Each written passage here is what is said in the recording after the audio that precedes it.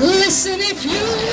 Hi guys, I'm afraid I'm going to be quite blunt with you actually today because I left Manchester at 3:30 this morning and I'll be heading back up there this evening.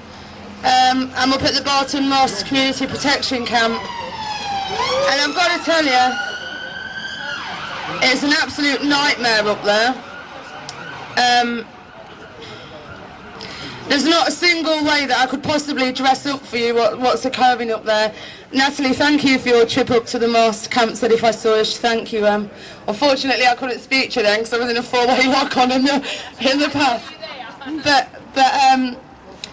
yeah, it's really bizarre actually being stood outside our apparent seat of democracy across the road because it's blatantly obvious to us on the front line that there is no democracy in this country anyway. When community after community, 86% at Borkham, 73% in Manchester are all saying, no, we don't want you fracking. And the government are busy going, well, you're getting it anyway. So it's ironic to be making this speech outside of that place. What we've got up at Barton Moss now is some really aggressive policing. Nearly 3 weeks ago now, I had my rib fractured on a walk-in with the lorries. I know somebody else currently has injured ribs. We've had Vanda twice now has been brutally assaulted by the police officers up there. And crazily, she was actually put on remand for 7 days after the last time they beat her up. And this is what we're facing. I'm in court tomorrow. They're threatening to put me on remand until September because I've got 8 charges for doing a number of direct actions. But as I told the inspector, 2 pips as we call them, you can put me in prison, that's fine, because actually we have to have the strength of our convictions.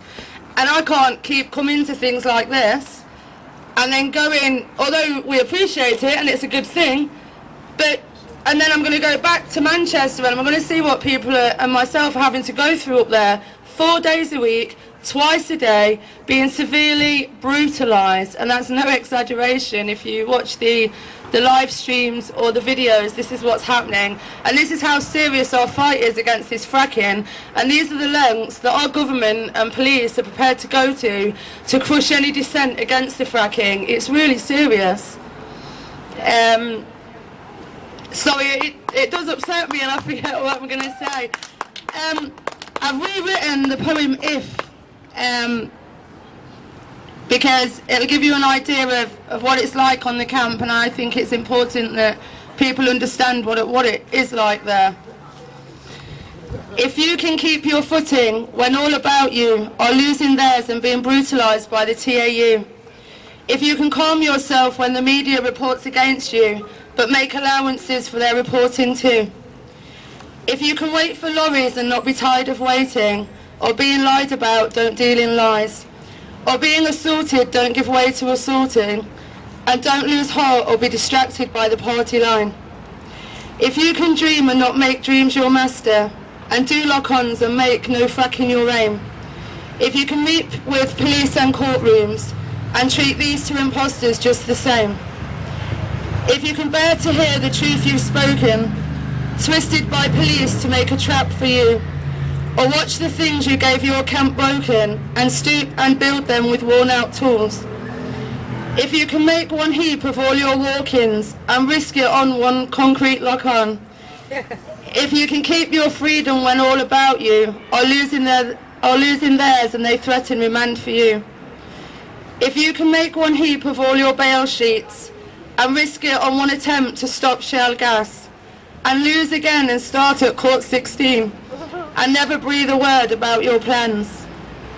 If you can force your heart and nerve and sinew to blockade those lorries long after your strength has gone, and hold on when there is nothing in you except the will which says, lock on.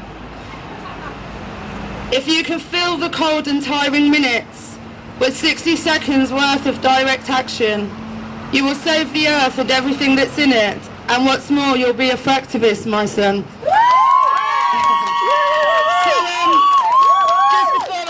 A really quick update. We had Borkham, we've now got Barton Moss in Manchester.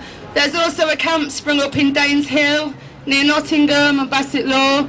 And only a couple of weeks ago we went over to the site in Chester and bolted its gates shut with a pretty neat padlock, and we said, you know, if you're so keen to have your shale gas, you can stay in there with it, you know, and we locked them in.